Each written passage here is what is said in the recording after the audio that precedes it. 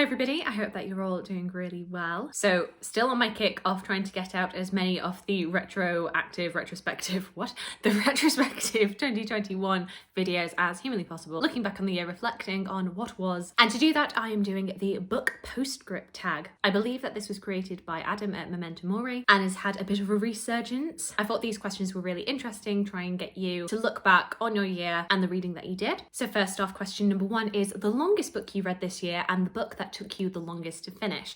Now, as you will probably know, I reread Les Miserables by Victor Hugo this year, and that by far was the longest book that I read, coming in at around about 1,300 pages, I want to say. However, I don't know if that should count because it was a reread. So then looking back at the books that I read for the first time this year, I have to say that Chaucer, A European Life by Marion Turner was the longest book that I read out of that lot, coming in at 650 pages.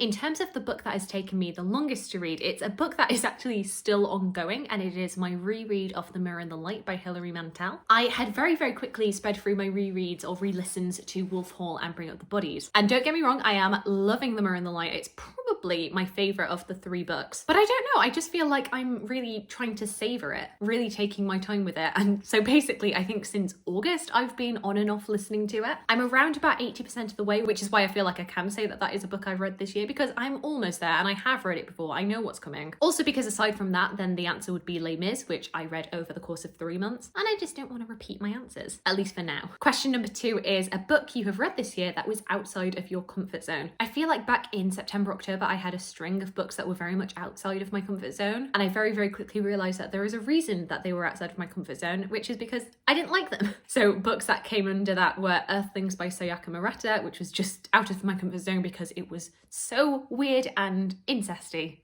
Not a fan. Piranesi by Susanna Clarke, another kind of weird book that I didn't get on with. But then there were also a couple of books that Kieran sent me over at KD Books. I think he sent them to me because he knew they would be curveballs. But the two that spring to mind were Bad Ideas Chemicals by Lloyd Markham and Hotel World by Ali Smith, which I think he just sent because he knew that I don't really get on with Ali Smith. So he knew absolutely those would be outside of my comfort zone, so he can't be angry with me for including them on this question. Question number three is how many books did you reread this year? And it was such a very heavy reread year for me. If we include The Mirror and the Light as a half reread, I have reread 16 and a half books this year. Going in order, those books were The Lottie Project, Les Miserables, Red, White and Royal Blue, The Song of Achilles, which I reread twice this year, all 6 of Jane Austen's main novels, and I actually reread Pride and Prejudice 3 times, Circe, Wolf Hall, Bring Up the Bodies. Like I say, I'm partway through The Mirror and the Light, Coynie by Carty-Williams, The Picture of Dorian Gray, and The Invisible Life of Addie LaRue. I don't think that comes to 16 titles, but definitely 16 things that were reread this year, which is quite a lot. I feel like I kind of comfort lent on rereads this year. And actually, I think one of my goals for next year is going to be not to reread quite as much, which is going to be a shame, but I feel like when I've got such a towering TBR pile, I can't really be doing so many rereads. I can't justify that many. Question number 4, following on from that, is your favourite reread of the year. Typically, I only reread a book if it's a book that I love anyway, so all of them were favourites, but I have to say the one that I was the proudest of, the one that I was so happy to accomplish was my reread of Les Mis, because it is such a chunker of a book, but it is one of my favourite books of all time, and I'm really glad that it has stayed that way for me. I feel like I got so much more out of it the second time through, and it was really fun to read it with Kieran and the whole community that we had over on the Discord server, so that was definitely my favourite reread of the year. Question number 5 is a book you read for the first time that you look forward to rereading in the future. Now, to be honest with you, this would have been The Invisible Life of Addie LaRue, but I've already reread it, so I don't know if that counts.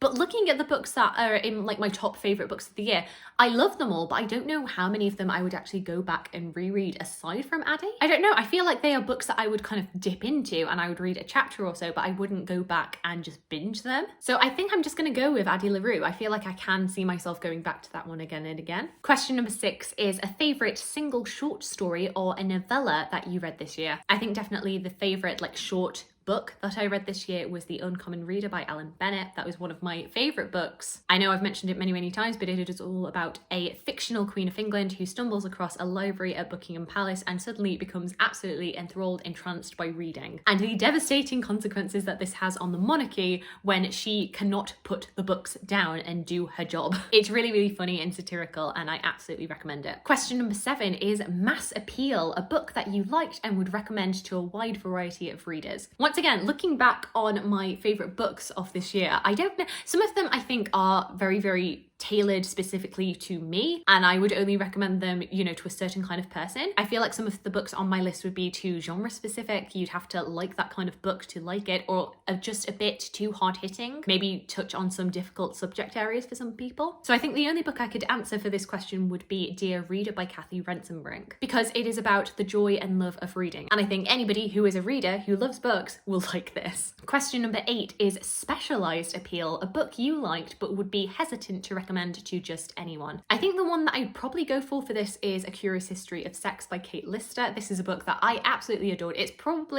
It's tied up there with Addie LaRue for my favourite book of the year. And the topic of the history of sexuality, the history of sex, is one that I find so incredibly fascinating, but I know is not something that's going to appeal to everybody. And I'm always kind of worried that I'm going to garner some odd looks from people if I say, oh, this was one of my favourite books of the year. It's one that I know a lot of my friends would like, but maybe if I was recommending it to a little old lady from church, maybe not so much. I feel like that little old lady from church would get on with Dear Reader a lot better. Question number 9 is reflect on your year as a bookish content creator. Goals met, good or bad memories, favourite videos that you made. Actually, today I did a whole Twitter thread where I talked about my top 10 favourite videos from this year, the videos that I'm the most proud of. I think the one that I'm the most proud of isn't even really a booktube video. I guess it is kind of related to books, but it was my Les Mis video where I went through the 7 different cast recordings of Les Mis and basically just ranked them. I think because that video was like, it was months in the making. I mean, practically years in the making, because I've loved Les Mis since I was about 13, 14 years old. But you know, I got out spreadsheets to do that video. I listened to Les Mis pretty much on repeat for about a month solid to do this video. And I was really pleased with the end result. And I feel like that's a video that was a bit of a slow grower to begin with. Not many people were watching it, but I feel like slowly it has crept up in the view count. People who are interested in Les Mis are finding that video, and I'm really pleased to see that. I have so many fantastic memories, including getting to meet a few of my booktube friends, both getting to see people when I went to London, but also having some of my booktube friends come to see me in Oxford. That was so incredibly lovely. This year I didn't really have any specific goals for my channel. I think the only one that was kind of in the back of my head was that it would be quite nice to get to 2k subscribers, but that wasn't something I was really pinning all my hopes on, and I'm not there yet. I'm around about 100 away, and that's absolutely fine. We'll get there next year, hopefully. Knock on wood. And then finally, question number 10, tag some fellow bookish content creators. Now, I'm not sure who has already done this, and I'm not sure who will still want to, because obviously this is a video for the end of the year and I'm probably posting this towards the beginning of 2022, so maybe people don't want to do it now. But you know, my gals, Rosie Cockshirt, Leanne Rose, Brittany from Literarily Smitten, I'll tag you 3, and just anybody who wants to do it really. If you're still keen to do this, then I tag you. Do let me know your answers to any of these questions down in the comment section below. I hope you enjoyed this video, and I look forward to talking to you again soon. Thanks.